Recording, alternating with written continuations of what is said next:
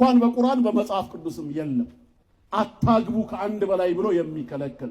ቀደምት ነቢያትንማ ካየን ሰለሞን 700 ሚስቶች ነበሩት ይላል መጽሐፈ ነገሥት ላይ። እግዚአብሔር ግን ከአንድ በላይ ስላገባ ተቃወመው ሚል አንድ ጥቅስ የለም። አንድ ጥቅስ። ኢብራሂም ከአጋር በተጨማሪ ነው ከሳራ በተጨማሪ አጋርን አግብቷል። እሷ የሞተች ጊዜ ሳራ ኬጡራን አግብቷል። እንዴት ነው ከአንድ በላይ ዝሙት ከሆነ ዝም ያላቸው? በምንስ ምክንያት ነው? ያዕቆብ 4 ሚስቶች እንደነበሩት 2 ሚስትና 2 አገልጋይ ሴቶች 4 እንደነበሩ መጽሐፋቸው ይናገራል። ስለዚህ ባጭሩ እስልምና እስከ 4 ነው የፈቀደው፣ እስከ 7 አይደለም። እሱም የፈቀደው ለነማን ነው? አቅሙ ላላቸው ለሚችሉ በእኩልነት።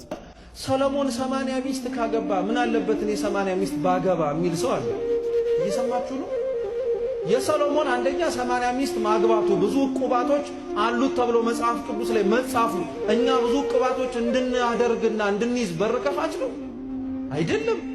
ሲጀመርስ በሰሎሞን ብዙ ዕቁባቶች መያዝ እግዚአብሔር ደስተኛ ነው አይደለም። ሰሎሞንስ ብዙ ዕቁባቶች መያዙ ጠቅሞታል አልጠቀመውም? ከነሱ መካከል አንዲቱ ለጣዖት አሰግደዋለች። ቅዱስ ባስልዮስ ዘቂሳርያ የሰሎሞንን 80 ሚስት ማግባት እንዴት ለኛ ትምህርት እንደሚሆን በዚህ ነው የተረጎመው። ስሙ በደንብ።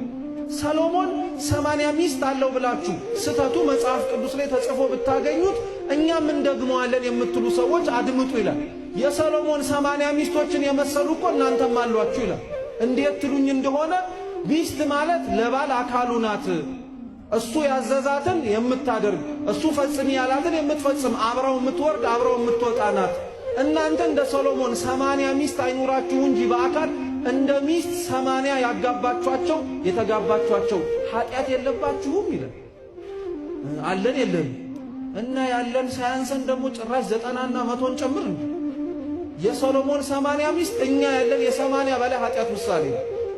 የሰው ኃጢአቱ ተጽፎ የሚገኘው ስለዚህ ላወቀበት እንዲማርበት